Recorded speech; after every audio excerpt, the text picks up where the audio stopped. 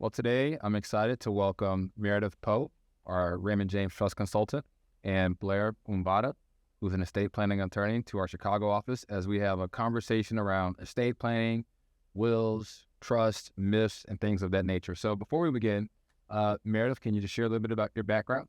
Yeah, hi. Thanks for having me today. I'm Meredith Poe.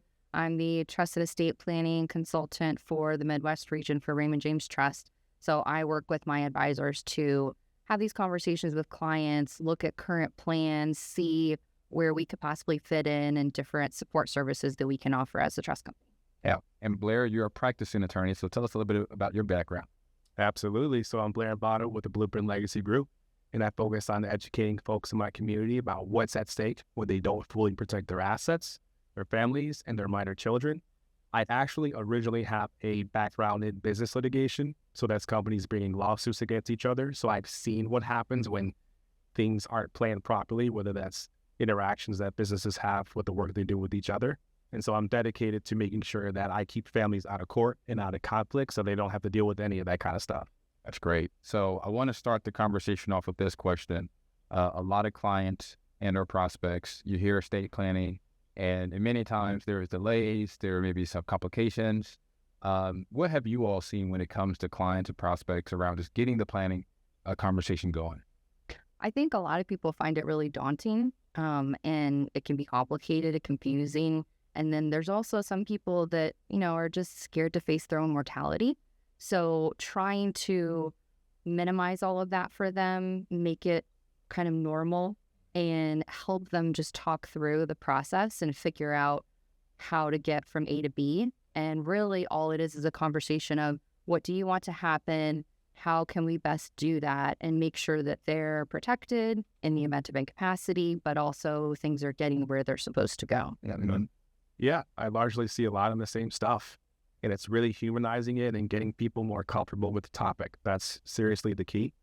And you just kind of talk about it. You talk to your spouse, you talk to your kids, you talk to your loved ones, you just get more information. And that's usually what helps people get over that roadblock. Yeah. So we hear a lot about trust and wills. Can you talk about the differences and when would a client need one and may not need one or the other? Sure. Do you want to take that one first? Yeah, I think we can definitely share that one. Yeah.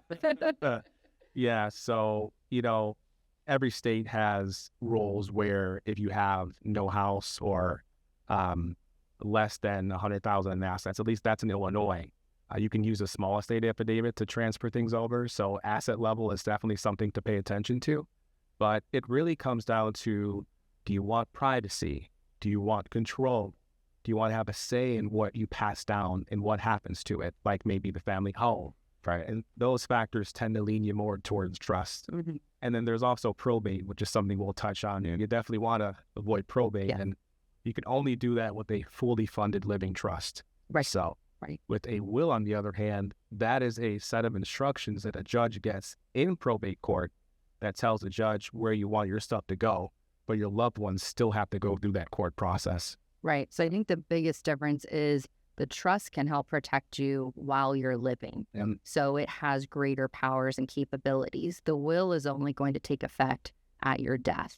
So what about that in-between period? And we'll talk more about that later. But that, I think, is the biggest difference. And like Blair touched on with the privacy, and think about if you have a blended family. People will think that, oh, I don't have enough assets for this, or, maybe it isn't warranted. No, any of those situations are part of your family dynamic. Think about how you want everything to be situated out, who's going to have the control, who has access, and then again, how is it splitting after you're gone? So that plays into it a lot. And then if there's any kind of disability you're planning for, right, special needs trusts are becoming more and more prevalent. And planning for that is going to be important and very different. So all of those different things will factor into a trust, maybe over a will. And actually, you're always going to have both, right? Because if you have the basics of the will, power of attorney, healthcare surrogate, living will, that may be enough. And then updating your beneficiary designations, things can go outright and avoid probate for the most part. But then in addition to that, maybe a trust makes sense for some of the situations that we mentioned. Very good. So we work with a lot of private wealth clients and advisors. And so in your experience, At what level do you start to have these conversations? It sounds like you have them all the time along the process. When do you really start to see clients needing some of your services? What asset levels, what type of accounts, what type of businesses are these clients in? Yeah, I mean, for mine, everyone needs it, right? We need some sort of estate planning. So I'm having these conversations with all different types of clients. But then, of course, as you get into the higher net worth and some of those situations we mentioned, blended families, disability, depending on the types of assets, if there's special assets, if there's property, if there's a business, all of those different things would warrant a trust. And so, I don't know from Blair's perspective what his practice usually sees, and typically asset level wise. Yeah, I'd say it's largely the same. It's really about what considerations do we have in mind. And of course, if you have a business, having something like that go to probate could cause lots of issues. But it's really something that everyone should be discussing because it oftentimes is about control. It's about how you want things to be passed down. Do you want to make sure that what you pass down is protected, or do you want it to just go outright to your loved ones? Yeah. So that's another consideration to keep in mind. And we talked about children, right? Mm-hmm. You had mentioned, obviously, that is really important. How are the children going to be cared for? Stepping in as that guardian. Because if we don't have that written, then that's another thing the court has to get involved with, right? Yeah, you don't want to get the court involved with that because they don't know your family. They don't necessarily know the dynamic. They may pick whoever looks best on paper, perhaps, but that could be the last person you would choose. So you all talked about probate, and I know there's different state rules and regulations, but from a high level, what are some things that clients and prospects can do to potentially avoid probate? Yeah. I mean, obviously, the trust and titling assets in the trust. So that's an important piece that we see a lot, or especially I do with client accounts where we're reviewing. It'll be an individual name or joint name and maybe have a transfer on death to the trust. But that isn't protecting them in the event of incapacity because, again, that's only going to take effect when they pass away. So if nothing's actually titled in that trust until then, they're not getting the full benefit of the document that they've spent time and money creating. And the power of attorney can only go so far because you can only name up to maybe 2 individuals. Well, what happens, and we've seen it, when both of those individuals aren't available? The trust can automatically go through the rest of its succession and is built to carry on for a longer period of time. So if these people aren't available, there's another mechanism in there that can automatically allow someone to appoint a successor. The power of attorney doesn't do that. So the trust is superior in that way and gives additional protection. So that's something that I see on a regular basis and try to point it out to clients so they understand the limitations of that and how it would affect them if it potentially, ended up happening that way. Wow, that's great.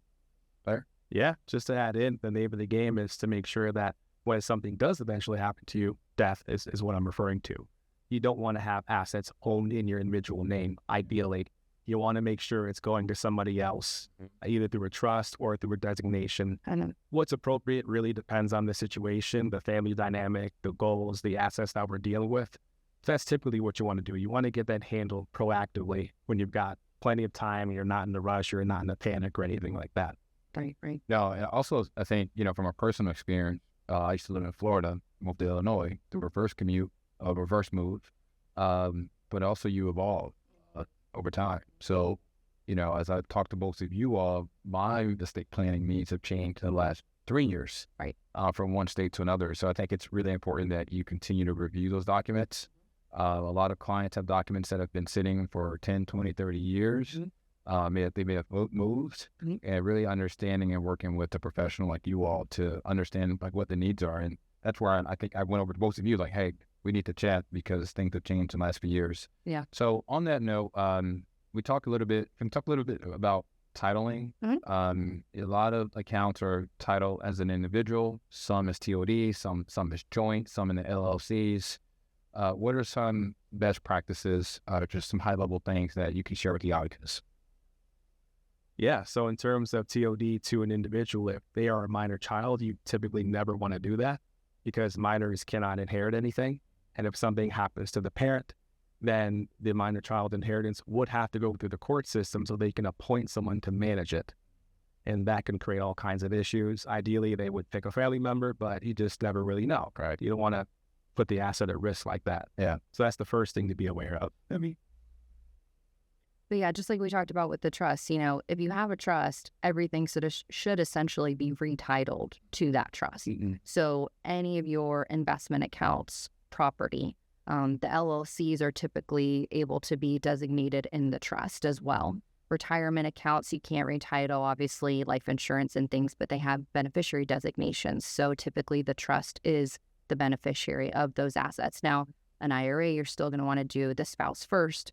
They have greater benefits and the stretch provisions and all of those things. So spouse is usually still the primary, and then trust is second. But it's unique to everyone. Those are just the basics and the generic answers. So that's why it's so important to have that individual conversation. And we should be looking at the entire picture and understanding from a full perspective so that we can give that guidance and make sure it's fitting their needs. And to your point earlier that you mentioned about updating it, I always say every 3 to 5 years or major life event, you should be dusting off your documents and taking a look to see, does this still fit, right? Because to your point, things change and you move and, all that kind of stuff. And you can make the documents as flexible as possible, but there are going to be things that you have to update from time to time. You don't want to take that risk. Yeah. So Blair, how much of your time is spent reviewing documents, reviewing estate planning documents from years ago? I would say quite a bit of time, because my focus is always to just make sure that things are the way they need to be when the time comes. And what we don't know, anyone knows, quite frankly, is that we don't know when our clients are going to pass. We don't know exactly what they will own when they pass. And we don't know if they're going to have an estate tax issue, because that's also something that's ultimately determined at passing. We can plan for it while we're alive, but we don't know what the tax rules are going to be at when the time comes. So it's definitely something that attorneys got to keep up with every 3 to 5 years, ideally. And then I would say maybe every 7 to 10 years, you might see a change. It really depends. Everyone's situation is different, right? You could move, you could go through a divorce or get married or have more children. There's all kinds of reasons why you might need to change things, but it's really an ongoing thing. Yeah. It's not a one and done thing. Yeah. I mean, everything in life we have to maintain, right? Why would this be any different? That sounds great. And so you all hit on incapacity a little bit earlier, and maybe the healthcare surrogate. Can you talk a little bit more about that and the differences between a will and trust? You hit on, I think, a little bit more about not being able to make decisions for yourself. Right. So everyone needs a power of attorney for financial and healthcare surrogate. Those are the two documents that are going to be given so someone else can step in and make those decisions in your place if you're not able to. So everyone always needs those regardless of the situation. But then a trust can be in addition to that. And the trustee, if it's the same person or even if it's different people, has additional powers over your financial assets, whatever is titled in the trust, and can help make some of those decisions. But the power of attorney and the healthcare surrogate are so important, because if you're incapacitated, especially if you're in a situation where you're in a medical coma or something, crazy, who's going to speak on your behalf and make those decisions? We need to have that document in place for the healthcare providers to be able to talk to your loved ones and decide what to do. And say, Blair, if you want to add, or I'm good there. That's largely it. Yeah. If you want to just have all those things taken care of in advance, you don't want to wait, obviously. And it's just definitely something that people tend to overlook. Yeah. And I mean, I've seen situations. I had one recently. This woman had outdated power of attorney. Her daughter had unfortunately passed away before her. And it was about a year later, and she hadn't updated the document. And then something happened to her. And now she was in a situation where she was in a coma and didn't have anyone to speak on her behalf. So we were named as trustee to step in on the trust, but that only goes so far. So we were having to work with the attorney to go to court and get a guardianship in the meantime so that someone could speak on her behalf. So it's just little things like that you overlook or you forget about, or I'll get to it later. And it's just, as long as we can make sure we have everything in place, should the worst happen. Part of the planning process. Right. So some of the fun stuff I want to talk about, charitable giving. I know on my end, we're seeing a lot of donor advised funds. A lot of clients are involved in the community and wanting to either establish or leave endowments, or, maybe they're on the water. Maybe just share a little light on that and things that you're seeing from clients that are very charitable. We have our donor advised fund through Raymond James Trust. So we help clients establish essentially their own kind of mini private foundation, if you will. That's how I like to explain it. So they can open it for as little as 10,000 and then obviously do more. But it's a great way for clients to be charitable and accomplish their goals, and then obviously gives them more opportunities of different ways to give with different assets. So it opens them up to more than just using cash. It can be highly appreciated stock, so marketable securities and things. It can also be illiquid assets. We worked with different clients for property or private stock or other things that we can, donate to the donor advised fund. But it obviously just gives them the ability to then gift to any 501c3 charity of their choosing. So they can build a lasting legacy. They can get the kids involved, name them as successor donors. They can also just leave instructions. So after they pass, the gifting can continue. So it essentially can go in perpetuity, depending on the size and level and all those different pieces. So it's a really great tool for clients who are charitably inclined and already gifting. It's a greater mechanism for them to be able to accomplish those goals. That's great. It's a great tool. Blair, what are you seeing in the charitable space? I actually have not run into that as much in my individual practice, but I second everything that she says. There definitely could be benefits to incorporating that as part of your overall estate plan, especially from a tax perspective. Yeah. And we see a lot that clients are leaving,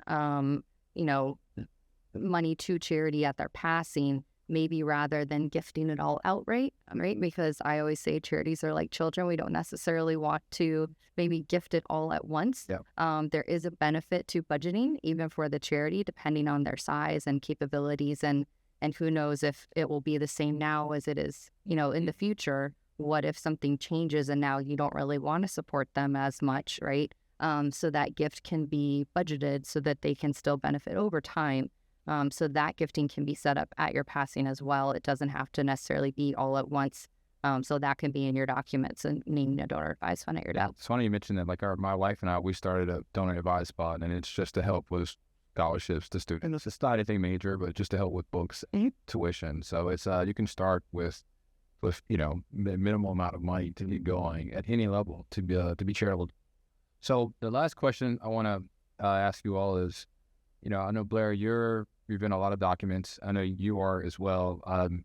Is there any technology, like how do you enable technology to better service your client when you're trying to put together all the documents and have a safe place to those documents?